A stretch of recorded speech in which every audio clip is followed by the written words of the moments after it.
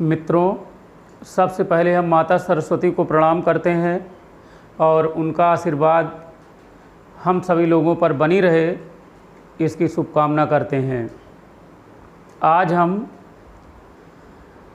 Immune system पर बोलेंगे।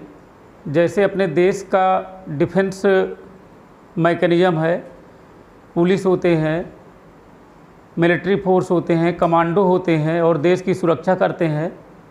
जिस दिन मिलिट्री फोर्स कमज़ोर हो जाए, देश जर्जर हो जाता है।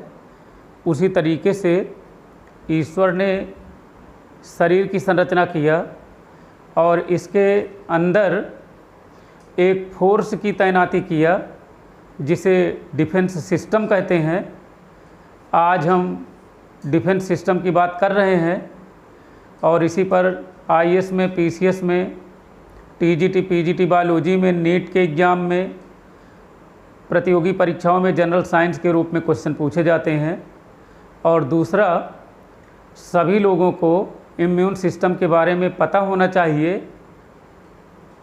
इसीलिए हम ऐसी भाषा का प्रयोग करते हैं, चाहे अनपढ़ हों और चाहे कैम्ब्रिज में पढ़े हों, दोनों लोगों को समझ में आएगा। Life is very simple, don't make complicate. मित्रों, हमने बात किया था कि मतलब इम्यून सिस्टम की बात करें। देखिए, सबसे पहले जब ईश्वर ने मिलिट्री फोर्स बनाया अपने शरीर के अंदर, तो उन्होंने 3 लाइन की डिफेंस बनाया। 3 लाइन की। पहली लाइन में कौन रहेंगे, दूसरी लाइन में कौन रहेंगे, तीसरी लाइन में कौन रहेंगे। तो पहली लाइन में उन डिफेंस सिस्टम, डिफेंस मैकेनिज़्म को बैठाया कि अगर मान लीजिए दुश्मन सिंपल है तो उससे लड़ें, दूसरा अगर दुश्मन थोड़ा ख़तरनाक है उससे लड़ें, तीसरे लाइन में अगर मान लीजिए दुश्मन बहुत ख़तरनाक है जैसे एड्स और हेपेटाइटिस और कोरोना, तो तीसरी लाइन वाले लड़ें। तो आइए हम समझ लेते हैं कि अपने यहाँ जो सुरक्षा व्यवस्था है वो कैसी है।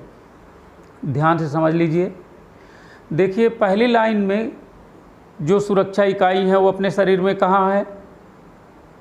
जैसे हम लोग जो है भोजन करते हैं या सांस लेते हैं तो अरबों बैक्टीरिया, वायरस सब जाते हैं और अपने शरीर के अंदर की मिलिट्री फोर्स उसको मार देती है, जिससे हम सुरक्षित रहते हैं, हमें रोग नहीं होता। और अगर हमारे डिफेंस सिस्टम हारेंगे तो हमें रोग हो जाएगा। ध्यान से सुनिए मित्रों। सबसे पहले जब हम भोजन करते हैं तो लार टपक पड़ती है और लार में ईश्वर ने एक पुलिस को बैठाया, एक सिस्टम, डिफेंस सिस्टम को बैठाया जिसे थायोसाइनेट आयन कहते हैं। तो आपके एग्जाम में यही क्वेश्चन पूछा जाएगा कि लार में क्या होता है जो हानिकारक बैक्टीरिया, वायरस को मार देता है। तो थायोसाइनेट आयन रहते हैं। मित्रों, दुश्मन थोड़ा ज़्यादा हरामुद्दौला था, उसने लार का कहा नहीं माना, थायोसाइनेट का कहा नहीं माना, तो स्टोमक में चला गया। स्टोमक में ईश्वर ने HCl हाइड्रोक्लोरिक अम्ल को मतलब जो है रखा है, तो स्टोमक उसको मतलब HCl उसको डुबा के मारेगा कि और आओगे, डुबा के मारेगा। मित्रों, इसी तरीके से अपने यहाँ इंटेस्टाइन में एक पुलिस को बैठाया जिसका नाम पेयर पैचेस है। अगर इंटेस्टाइन में कोई हानिकारक बैक्टीरिया, वायरस जाते हैं तो पेयर पैचेस उनको मार देता है। तो आपके परीक्षा में यही पूछा गया कि भैया इंटेस्टाइन में जो डिफेंस मैकेनिज़्म है उसका नाम क्या है, पेयर पैचेस।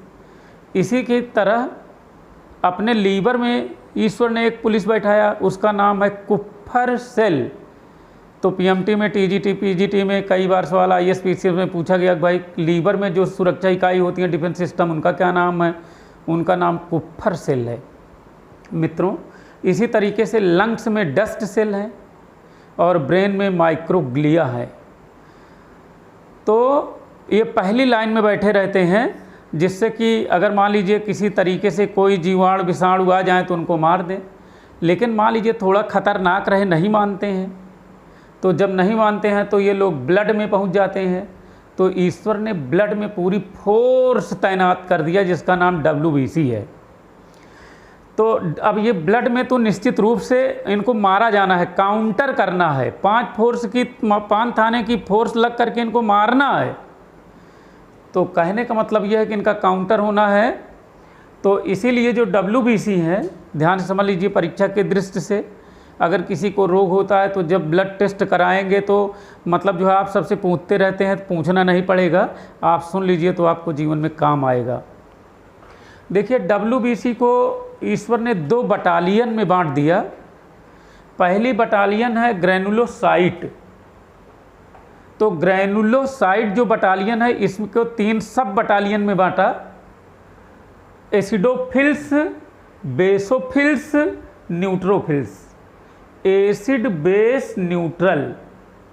मित्रों तो मतलब जो है ये क्वेश्चन यहाँ पूछा गया भाई ग्रैनुलोसाइट कौन होते हैं, तो एसिड बेस न्यूट्रल है, एसिडोफिल्स, बेसोफिल और न्यूट्रोफिल्स। और दूसरा बटालियन है ए ग्रैनुलोसाइट, इसमें मोनोसाइट आता है और लिम्फोसाइट आता है। मित्रों इसको एक फार्मूला से याद कर लीजिए, मोनाली आगरा में है, बढ़िया लड़की का नाम है, मोनाली मोनाली चिल्लाते रहेंगे, आगरा चिल्लाते रहेंगे, एक क्वेश्चन हो जाएंगे।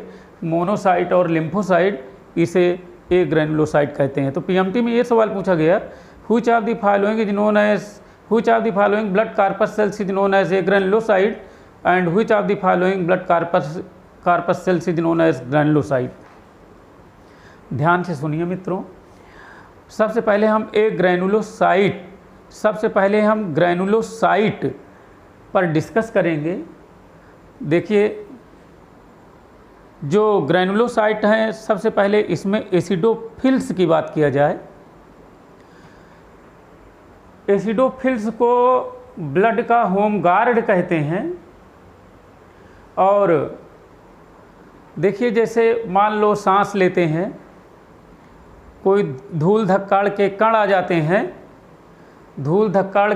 जाते हैं, तो इनको एसिडोफिल्स मार देते हैं। और जब कोई एलर्जी होगी तो एसिडोफिल्स की संख्या ब्लड में बढ़ेगी। जैसे गांव में कोई बवाल हो तो 2 होमगार्ड आ जाएंगे। तो जब ब्लड में एसिडोफिल्स की संख्या बढ़ेगी, नंबर ऑफ एसिडोफिल्स इंक्रीज होंगे, तो इसी को इस्नोफीलिया कहते हैं। मित्रों इस्नोफीलिया अगर किसी को हो जाए तो घबराएं ना, छींक वगैरह आती रहेगी और मतलब उनको कंट्रोल करने के लिए आपके शरीर में एसिडोफिल्स बढ़े रहेंगे, जिसे इस्नोफीलिया कहते हैं। और दूसरा है बेसोफिल्स। ध्यान दें ज़रा, बेसोफिल्स को की तुलना हम मिलिट्री वाहन से करते हैं, राफेल से करते हैं। अभी प्रधानमंत्री मोदी जी ने राफेल ला करके पूरे मतलब जो है हमारे फोर्स को बहुत उच्च तकनीकी दिया। तो इस बेसोफिल्स पर हमारे 3 सुरक्षा इकाई बैठती हैं। नंबर 1 हिस्टामाइन, नंबर 2 सेरोटोनिन और नंबर 3 हीपैरिन। तीनों बात याद रखे रहने हैं। तो बेसोफिल्स में जो हिस्टामाइन है क्या करता है, जैसे हमारे ब्लड वेसल्स में ब्लड बह रहा है, तो जैसे ब्लड वेसल्स को चौड़ा करना है, जिसे इंग्लिश में डायलेशन कहते हैं। अगर ब्लड वेसल्स को डायलेट करना है तो हिस्टामाइन करता है, वो चौड़ा कर देता है। और सेरोटोनिन उसको जो है सकरा कर देता है। तो याद रखे रहना, हिस्टामाइन डायलेटर का काम करता है। एक क्वेश्चन याद रखे रहना, माँ हंस दिया, माँ के ऊपर दे रहे हैं, चरण छू लेना उनका।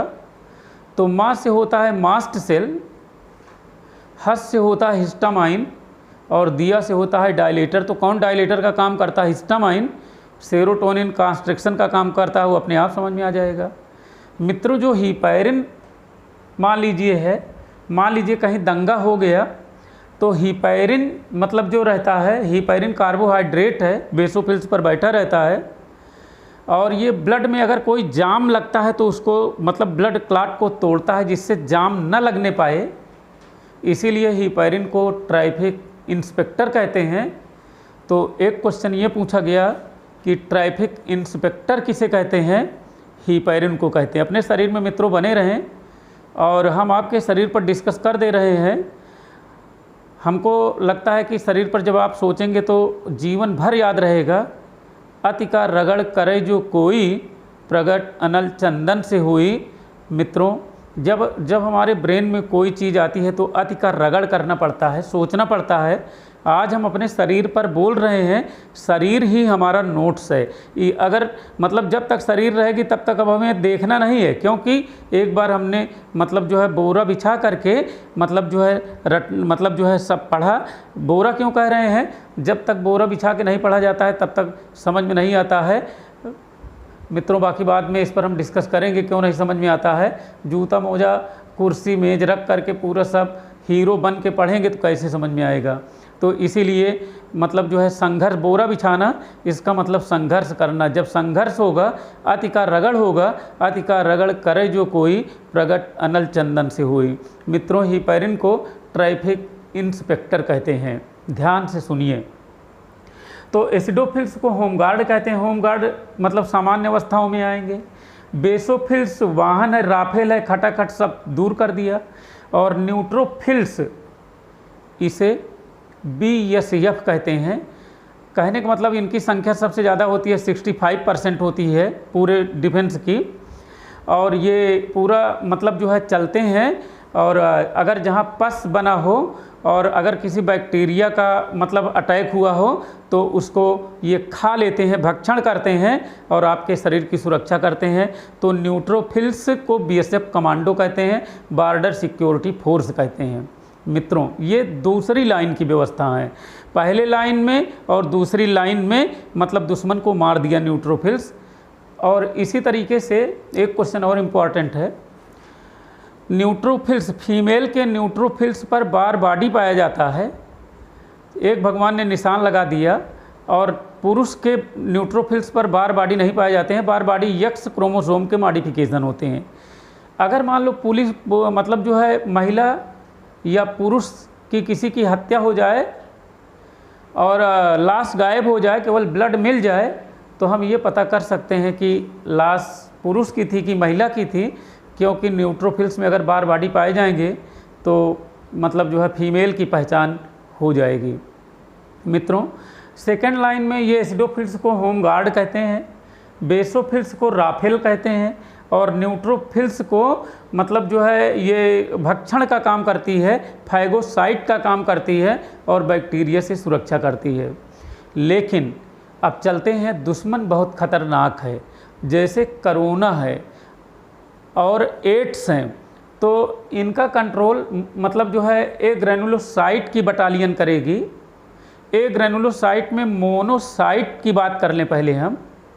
मोनोसाइट को सर्जिकल स्ट्राइकर के नाम से जानते हैं। मित्रों, सर्जिकल स्ट्राइकर का मतलब क्या है? जैसे प्रधानमंत्री मोदी जी ने पाकिस्तान में सर्जिकल स्ट्राइक करा दिया, अर्थात छुपे हुए दुश्मन को घुस के मारना। तो अगर मान लीजिए कोई बैक्टीरिया या वायरस हमारे शरीर में हानिकारक जाके छुपे हुए हैं तो मोनोसाइट उनको जो है मार देते हैं, जा कर के मोनोसाइट किल कर देते हैं उनको। तो मोनोसाइट को सर्जिकल स्ट्राइकर कहते हैं। मित्रों, अब हम बात करते हैं लिम्फोसाइट की।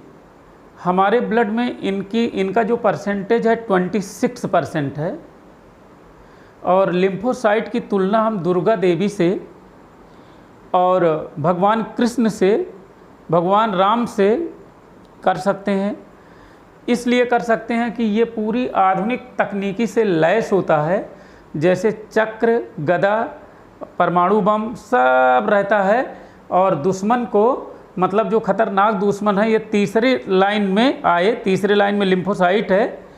तो लिम्फोसाइट मतलब जो है उनको मार देते हैं। जैसे मान लीजिए आपने मतलब जो है देखा होगा, मेघनाद और रावण का युद्ध टीवी पर हम देख रहे थे कि मतलब रूप बदल बदल करके आकाश में लड़ रहे थे। तो लिम्फोसाइट और जितने खतरनाक वायरल डिजीज हैं जैसे कोरोना और जो है एड्स, हेपेटाइटिस, ये सब लिम्फोसाइट लड़ता है। और अगर लिम्फोसाइट की संख्या शरीर में घट जाए तो इसका मतलब दुश्मन हावी हो गया है। और कोरोना कोरोना से मतलब जो है अभी लिम्फोसाइट का युद्ध हमारे यहाँ चल रहा है, इसीलिए मतलब जो है कोरोना भी हमारे लिम्फोसाइट पर भारी पड़ रहा है, इसीलिए हम वैक्सीन बनाने का प्रयास कर रहे हैं। ध्यान से समझिए पहले। तो लिम्फोसाइट 3 तरह से हैं। एक होता है टी लिम्फोसाइट, 2 तरीके से हैं, टी लिम्फोसाइट और बी लिम्फोसाइट। जो मित्रों टी लिम्फोसाइट है वो सेल के ऊपर सेल मतलब तीसरी लाइन में है, टी हेल्पर सेल जिसे टीएच सेल कहते हैं, टीसी सेल जिसे टी साइटोटॉक्सिक सेल कहते हैं, और टीएस सेल जिसे मतलब जो है टी लिम्फोसाइट सप्रेसर सेल कहते हैं। मित्रों एक क्वेश्चन पूछा गया कि इन तीनों में जो टीएच वाला होता है, टी हेल्पर, इसी पर CD4 एंटीजन पाया जाता है। टीएच मतलब चक्र लिए रहता है, जो एड्स वायरस की मूड़ी काट लेता है। लेकिन मतलब जो है जब एड्स वायरस आता है तो ये इसे एड्स वायरस जो है ये मेघनाद है, ये पूरा मतलब रूप बदल के लड़ता है और हमारे लिम्फोसाइट को बहुत परेशान करता है। और अगर लिम्फोसाइट हार गया तो शरीर हार गई, और अगर जीत गया तो शरीर जीत गई।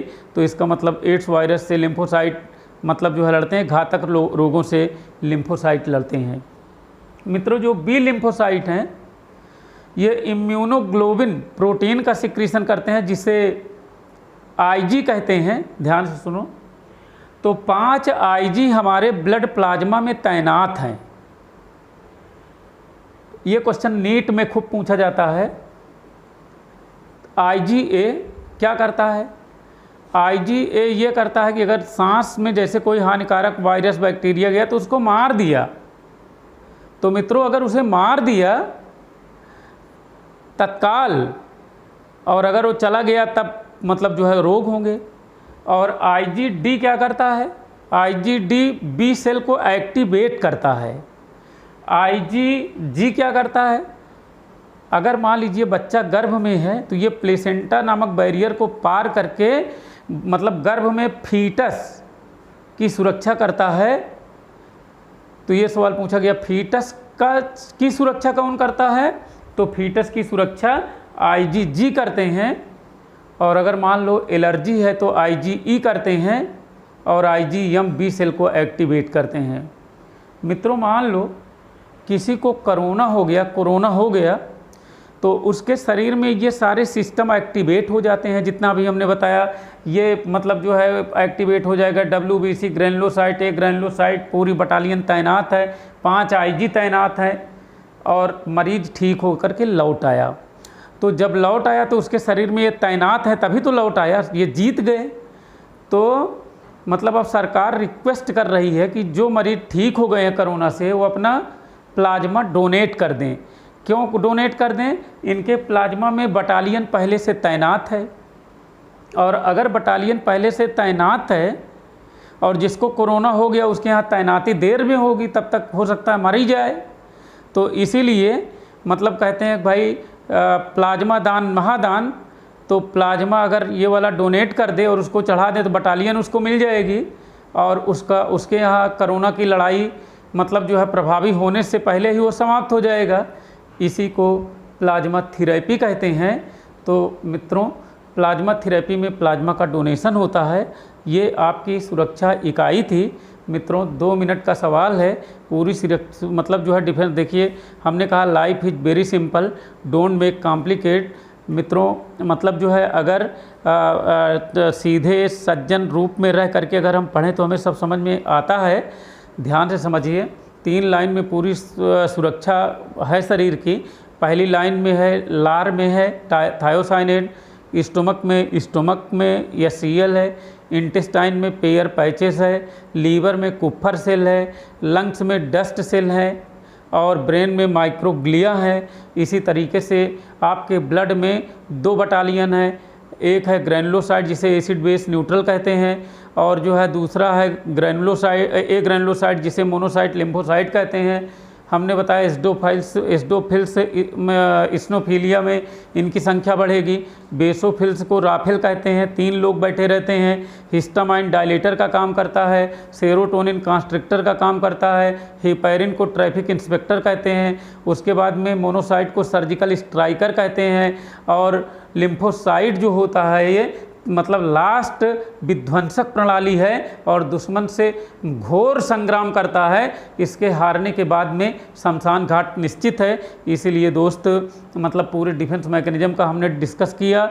और वीडियो को लाइक करिए, सब्सक्राइब करिए, शेयर करिए और हमारा मनोबल बढ़ाइए, और आप अपने कंपटीशन में सफल हों, ये हमारी शुभकामना है। खूब बढ़िया मुस्कुराते रहें। इस जीवन में पढ़ने से आसान कुछ नहीं है मित्रों। अगर मन से मतलब जो है पढ़ें तो सारे काम आसान हो जाते हैं। इसीलिए आपका सिलेक्शन हो, ये हमारी शुभकामना है। धन्यवाद।